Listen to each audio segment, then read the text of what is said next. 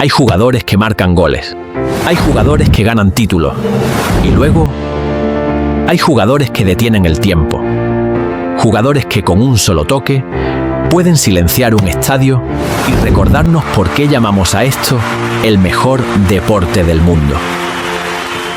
Este hombre, Luka Modric, se despidió del Real Madrid como un emperador, venerado, eterno. Pero para entender cómo se convirtió en leyenda, hay que entender por qué el mundo, al principio, se empeñó en destruirlo. Esta no es solo la historia de un Balón de Oro, es la historia de un niño refugiado, de un físico demasiado frágil y de una voluntad de hierro forjada en las cenizas de una guerra. Esta es la historia de cómo la mayor debilidad de un hombre se convirtió en su mayor superpoder.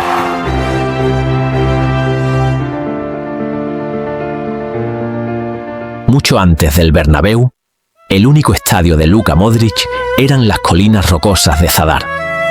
No había más público que sus ovejas. Hijo y nieto de trabajadores textiles, su vida era la de un pastor. Un niño solitario que aprendió a leer el espacio y a moverse en silencio. Habilidades que, sin saberlo, definirían su futuro. Pero en 1991, la tormenta llegó. La guerra estalló y su mundo infantil se hizo pedazos. Su casa, en la aldea de Modrici, fue pasto de las llamas. Y en un acto de crueldad sin sentido, su abuelo, también llamado Luka, fue asesinado a sangre fría mientras pastoreaba su ganado. Luka lo perdió todo, su hogar, su inocencia y a su primer héroe. A los 6 años, Luka se convirtió en un refugiado. Su nuevo hogar era una habitación en un hotel lleno de familias rotas. Su único escape era un aparcamiento bombardeado. Mientras el sonido de las granadas resonaba en la ciudad, él creaba su propia banda sonora, el bote rítmico de un balón. Un balón que se convirtió en un escudo. Cada regate era una forma de olvidar. Cada control, una pequeña victoria contra el caos. Fue allí donde lo descubrió su primer mentor, Tomislav Basic. Pero cuando Basic lo llevó a probar con el club de sus sueños, el Hajduk Split, la puerta se le cerró en la cara. El veredicto fue un golpe mortal. Demasiado bajo, demasiado débil, demasiado frágil. El fútbol, su único refugio, también parecía rechazarlo.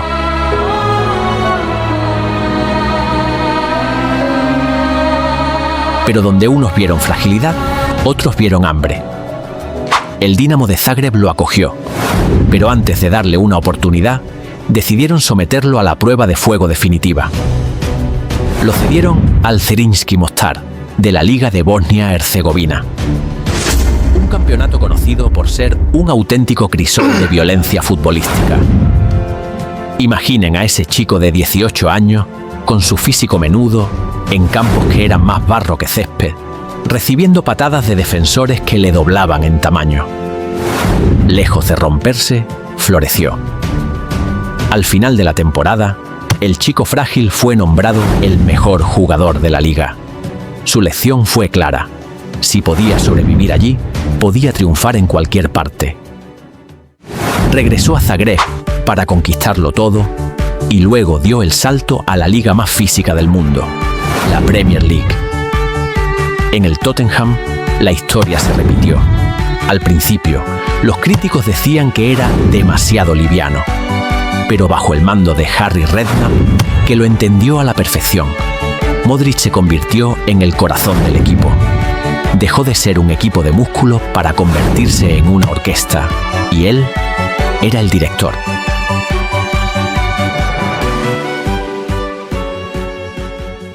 Su magia lo llevó al Olimpo, el Real Madrid de José Mourinho. Pero el sueño, una vez más, se convirtió en pesadilla. El equipo era una máquina de contraataque, y su fútbol de pausas y control no encajaba. La presión de un fichaje de 30 millones era asfixiante. Y entonces llegó la humillación pública. Una encuesta del diario Marca lo coronó como el peor fichaje del año. Había llegado al club más grande del mundo, solo para ser señalado como su mayor error. El mundo del fútbol parecía haberle dado la espalda. La prensa lo sentenció. Los aficionados dudaban, pero en medio de la tormenta, una voz se alzó en su defensa, la de su propio entrenador, José Mourinho. En una rueda de prensa, dijo estas palabras proféticas: «Lo único que les pido a los madridistas es que le den tiempo y paciencia a Luka Modric. Es tan bueno que el Santiago Bernabéu se enamorará de su clase». Era una defensa desesperada, una súplica. Nadie sabía en ese momento que Mourinho no estaba defendiendo un fichaje, estaba anunciando el nacimiento de un rey. Pero para que esa profecía se cumpliera, Luka necesitaba un milagro.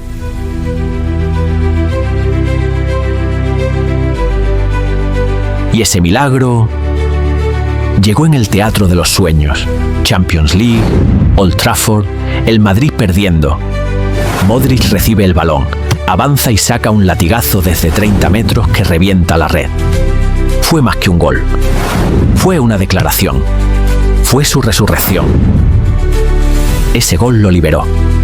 Con la llegada de Ancelotti y Zidane, se convirtió en el eje de todo.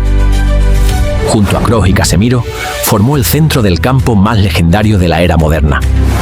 Kroos era el metrónomo, Casemiro el ancla, pero Luka era el alma. Ganaron 5 Champions League, una dinastía. Pero su obra maestra llegaría en 2018. Llevó a su pequeña nación de 4 millones de habitantes a la final de un mundial, superando 3 prórrogas seguidas.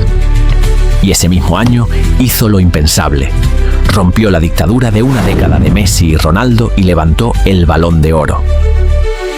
El niño refugiado, el demasiado frágil, era el rey indiscutido del fútbol.